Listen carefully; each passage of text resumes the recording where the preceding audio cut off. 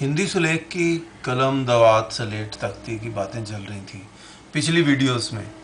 सोच रहा हूँ अब थोड़ा आगे चला जाए। तख्ती पर सुलेख लिखना तो बीच बीच में चलता ही रहेगा। 1974 की धुंधली यादें हैं, छठी कक्षा के दिनों की। हम लोगों को ये खबर लग चुकी थी कि बाल पेन आ चुका है बाज़ार में। अब याद नहीं आ रहा कि इसके दर्शन तब हो चुके थे या नहीं, लेकिन इस्तेमाल करने की तो कल्पना भी नहीं कर सकते थे। हमें केवल फाउंटेन पेन और निब वाले होल्डर से ही लिखना होता था। 7वीं 8वीं कक्षा में आते आते हम लोग बड़े अपराध बोध के साथ कभी कभी बॉल पेन इस्तेमाल करने लगे थे। कभी खुलकर इसे इस्तेमाल नहीं किया। इसको इस्तेमाल करना बड़ा घटिया काम माना जाता था। टीचर लोग भी टोक देते थे और एक डर हर तरफ पसरा रहता था कि परीक्षा में कोई भी परीक्षार्थी बॉल पेन का इस्तेमाल नहीं करेगा। अभी मुझे लिखते लिखते ध्यान आ रहा है कि आंसर शीट के बाहर वाले पन्ने पर यह निर्देश भी लिखा रहता था। बस उन दिनों यही उलझन बनी रहती थी कि बॉल पेन से लिख दिया तो कहीं पेपर कैंसिल ही ना कर दें। ये सब 8वीं कक्षा की बातें हैं, लेकिन हम लोगों को भी उन दिनों थोड़ी हवा लगनी शुरू हो गई थी। छात्र आपस में बातें करते रहते कि परीक्षा में फाउंटेन पेन से स्पीड तो आती नहीं, बॉल पेन से आराम से लिख लेते हैं।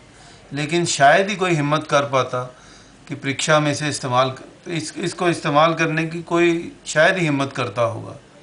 मुझे जहाँ तक ध्यान है, मैट्रिक की परीक्षा भी 1978 में फाउंटेन पेन से ही लिखी थी, क्योंकि कोई भी स्पष्ट बताता ही नहीं था कि बॉल पेन से लिख सकते हैं या नहीं।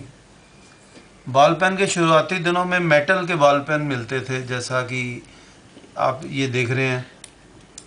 इसमें चूड़ी घुमानी पड़ती थी, इसमें रिफिल डाल के इसको चूड़ी घुमानी पड़ती थी। इस तरह के बॉल पेन हमें मिलने शुरू हो गए थे। पीछे से चूड़ी घुमानी पड़ती थी। उसमें जो रिफिल इस्तेमाल होता था उसे हम सिक्का कहते थे, शायद 5-10 पैसे में मिलता था। उसके बाद ये बॉल पेन कैप वाले मिलने शुरू हो गए। अभी मैंने ये जो लिखा है इससे ही लिखा है, मुझे अच्छे से याद है। बिल्कुल इसी तरह के थे, इसी तरह के याद। ये कैप वाले, ये हमें बड़ी खुशी हुई जब ये मिलने शुरू हो गए। तो अभी ये एक लाइन लिख के इसको कंप्लीट करते हैं। वसीम बरेलवी साहब जो फरमा रहे हैं,